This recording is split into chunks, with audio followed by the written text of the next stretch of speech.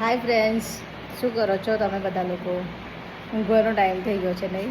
હું હંમેશા સૂઈ જ જાઉં છું, પણ કાલે મારી રજા છે ને એટલે ઊંઘ નહીં આવતી. હવે સીન એવું છે ને, જ્યારે ઊંઘવું હોય છે ને ઊંઘ નહીં આવતી, અને જ્યારે બહુ બધું કામ પડ્યું હોય ને આપણી પાસે, ત્યારે આપણને એટલી બધી ઊંઘ આવે ને. આજે એટલું બધું મને કામ હતું ઓન ડ્યુટી, મને એટલી સોલિડ ઊંઘ આવતી હતી. મોબાઈલ જોઈ જોઈને કેટલો જોવાનો, કેટલા પિક્ચર જોવાના, પણ એ કરવાનું શું?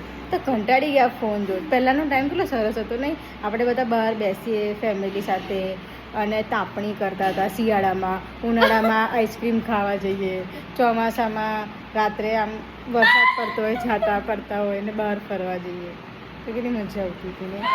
અને આજના ટાઈમમાં શું, આ અમુક આવા ગાંડા લોકો હોય, મોબાઈલ જોયા કરે, મજા કરે, હસ આખું એટલું મોબાઈલનો ક્રેઝ વધી ગયો છે ને. નાનું મોટું ગયડાઓ બસ કોઈ નીકળતું જ નહીં બહાર, બધાને મોબાઈલ જ જો કરવા છે. એવું તો શું છે ભાઈ મોબાઈલમાં?